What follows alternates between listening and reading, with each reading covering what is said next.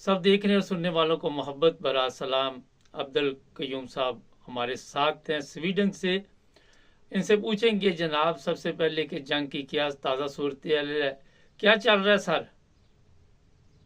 मुबारक साहब, जो प्यूटन ने धमकियां दी हैं एटॉमिक जो असला है उसके पास कि वो हमला करेगा अगर उसके ऊपर किसी भी यूरोप मुल्क ने डायरेक्टली रशिया के ऊपर हमला किया या उसका असला या उसके जहाज या कोई चीज भी इस्तेमाल हुई तो उसकी धमकियां काम कर गई हैं। हम्म। अभी कल परसों जो जो मीडिया के ऊपर जो खबरें आ रही थी उसमें यही है कि ये जो यूक्रेन का सदर है इसकी वो जो हवा थी अंदर वो निकल गई है। इसके सारे वो जो इसके अंदर एक तकब्बर की या आप कहें कि वो लोगों ने उसको बहुत हवा पीछे से भरी थी वो उसकी निकल गई है। अभी वो लोगों की मिन्नतें करना चाह रहे हैं कि मेरी जंग बंद कराओ।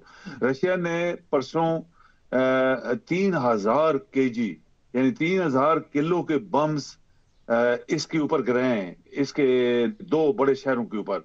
और फिर इतनी तबाही हुई है कि वो जो वीडियो रशियन दिखा रहे थे, यकीन करें कि गांव के गांव हवा में उड़ रहे थे, हवा में उड़ रहे थे, यानी पूरे मकानों के साथ इतना जबरदस्त किस्म के बम इसने गिराए थे।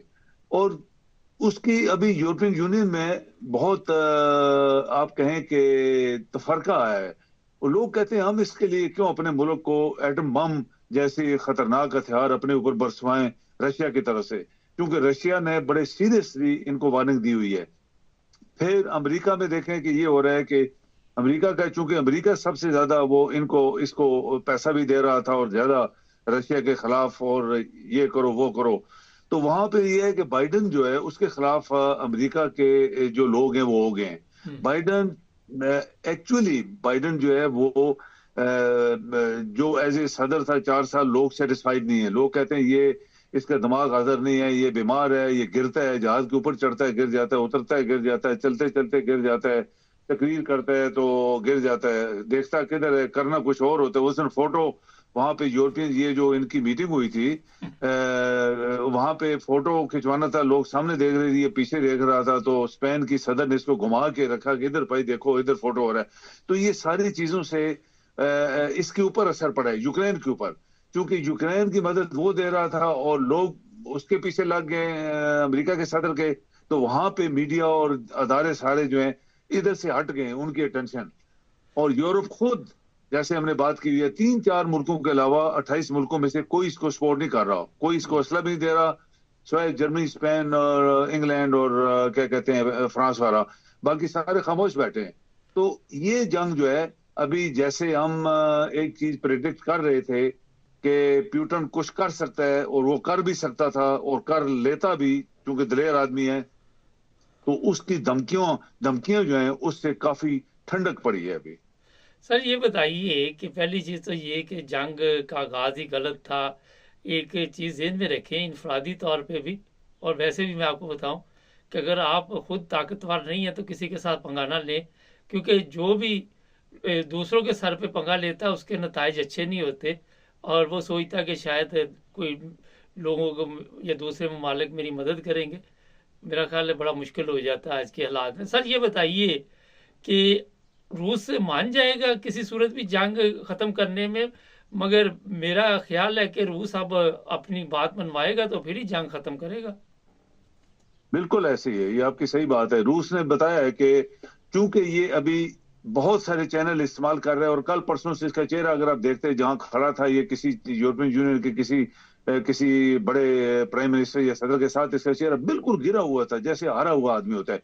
बल्कि जो अमेरिका और के बड़े बड़े जो एनालिस्ट हैं वो कह रहे हैं कि ये हार चुका है और ये हारा हुआ है और इसको हमने बहुत पहले बताया था तुम हार जाओगे रशिया के खिलाफ, तो बेहतर है अभी से जान बचाओ, मुल्क को बचाओ। लेकिन ये समझ नहीं रहा था।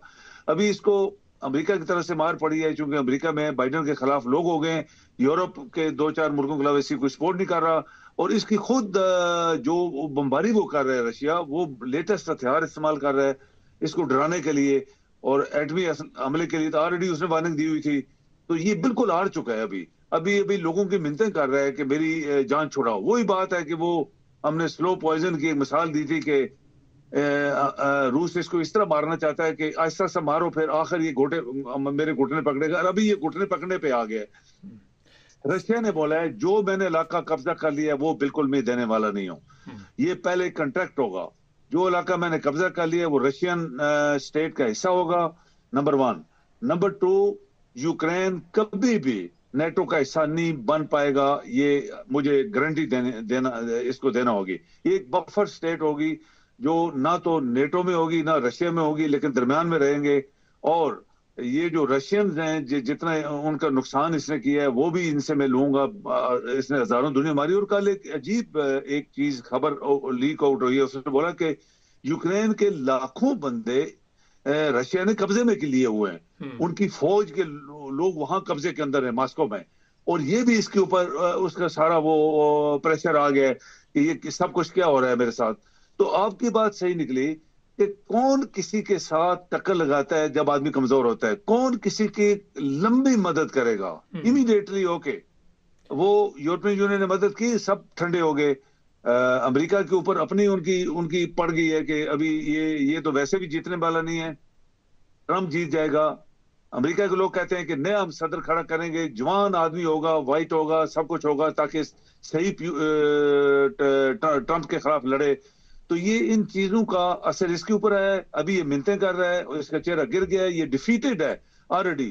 تو یہ پیوٹن اپنی ٹرمز کے اوپر اس سے بھی معاہدہ کروائے گا۔